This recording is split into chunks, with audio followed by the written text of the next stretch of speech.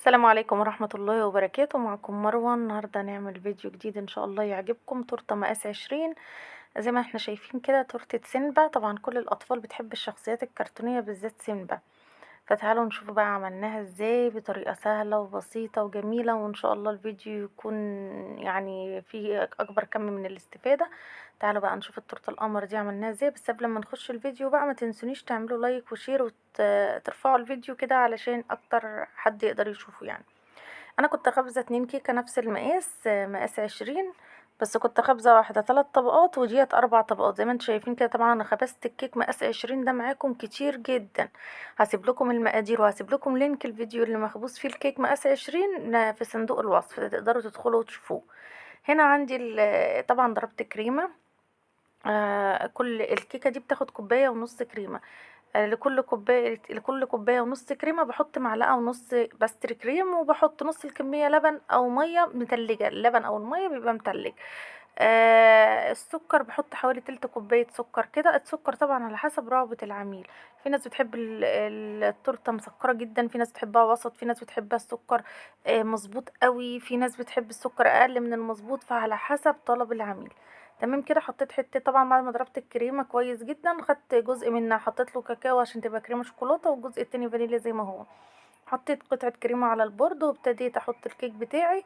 سقيته بخليط التسقيه اللي هو شربات خفيف بارد، وحطيت جزء يعني الجزء الفانيليا حشيته كريمه فانيليا، والجزء الشوكولاته كريمه شوكولاته. هنا الجزء الشوكولاته بحشيه جناش شوكولاته، والجزء الفانيليا حشيته كراميل، صوص كراميل. انا بستعمل المتحده. تمام كده. هحشي كل الطبقات بنفس الطريقة. يا ريت نتفاعل مع الفيديوهات، ويا ريت نحط اللايك علشان اللايك بيرفع الفيديو واكبر يعني عدد من الناس يقدروا يشوفوه. يا ريت نشير الفيديو كتير ونعمل له يعني مشاركة علشان الناس يوصل لناس كتير. وتشجعوني ان انا اعمل فيديوهات، لان انا والله العظيم من كتر ما انا بحس ان مفيش تفاعل فما بعملش فيديوهات. شجعوني عشان اعمل لكم فيديوهات كتير جدا جدا، مش تورت بس، لا، فيديوهات عن كل حاجة تخص الحلويات ان شاء الله. بس لو لقيت تفاعل على الفيديوهات ان شاء الله ربنا يعني ده اللي بيخلي الواحد يتحمس انه يعمل فيديو اساسا.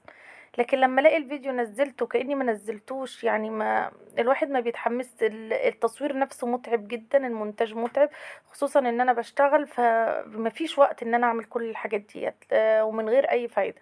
هنا عندي جزء من الكريمه. طبعا انا خدت جزء من الكريمه حطيت له كاكاو عشان اعمل نص شوكولاته. الكريم اللي كانت التورته من نفسها من بره خدت كميه صغيره جدا اللي حطيت لها كاكاو، لكن بقيه الكريمه سبتها زي ما هي بيضه عشان نعمل ايه اللونين اللي احنا هنزين بيهم او نجلس بيهم التورته. هنا حطيت لون اصفر ونقطه من اللون الاورنج عشان ندي اللون الاصفر اللي هو الاصفر اللي تحسوه مش الاصفر العادي، لا، الاصفر المحمر كده. اهو زي ما احنا شايفين كده. حطيت هنا بصوا لقيت اللون الاورنج عايز يزيد سنة، فحطيت نقطة كمان، هي زادت شوية بس طلع مظبوط يعني. يعني انا حطيت لون اصفر الاول وعليه نقطة لون اورنج. بنحط الاصفر الاول وبنزود على حسب انا عايزة الدرجة ازاي. اهو زي ما احنا شايفين كده. انا مرضتش اجري المقطع علشان نعرف نجيب تدريجة اللون ازاي. اهو ده اللون الاصفر اللي تحسوه محمر شوية، مش الاصفر العادي. اهو طبعا سهل جدا جدا. هنعمل بقى عايزين بقى اللون الاورنج، بس مش الاورنج الصريح، مش الاورنج برضو عايزينه اورنج محمر. برضو هنعمل له ايه بقى؟ هنحط له نقطة من اللون الاورنج، وهنحط نقطة من اللون الاحمر، بس هنحط الاورنج اكتر طبعا. اهو ده اللون الاحمر، احط منه حبة كده، وهحط بقى نقطة يعني حبة من الاورنج. اهو يعني حطينا الاول اورنج، ماشي، حطينا بعد كده نقطة من الاحمر. اهو حطينا الاول اورنج، حبة حلوين كده من الاورنج 3 4 نقط، ونقطة واحدة من الاحمر عشان يدينا اللون الاورنج المحمر. يعني مش الاورنج العادي اللي هو لون البرتقال، لا، عايزينه محمر شوية. عارفين اليوسفي اللي هو مش عارفة بيسموه ايه كده، اللي بيبقى لونه محمر شوية، اهو زيه كده بس على فاتح.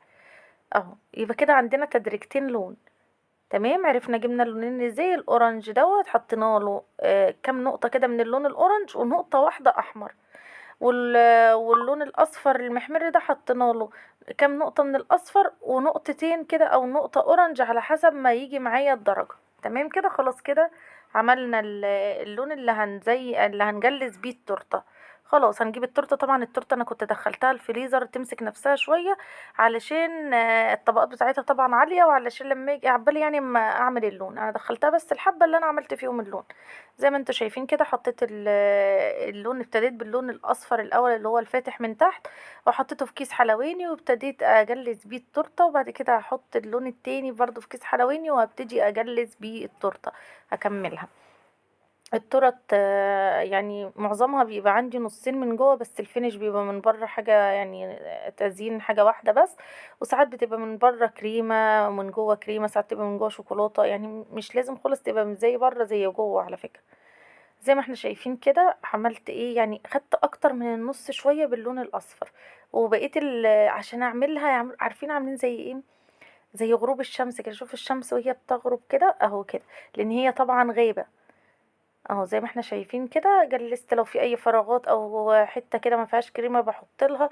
اهم حاجه واحنا بنجلس التورته اللي بتبقى فيها تدريجات الوان، الجزء يعني اللي بيطلع من الكريمه في السكريبر بنحطه في البوله بتاعته. يعني مش مثلا نمسح السكريبر اللون الاورنج احطه على اللون الاصفر، لا طبعا كل لون بنمسحه في البوله بتاعته. وبغسل السكريبر وبنفضها كويس جدا قبل ما اجلس بيها تاني، عشان اللونين ما يخشوش في بعض. تمام كده. اغسل السكريبر واجلس بيها تاني، بس ما ينفعش خالص بعد ما يعني انا ديني سحبت اللون الاورنج من فوق، ما ينفعش اروح جايه سحبه من الجناب هبوظ الدنيا.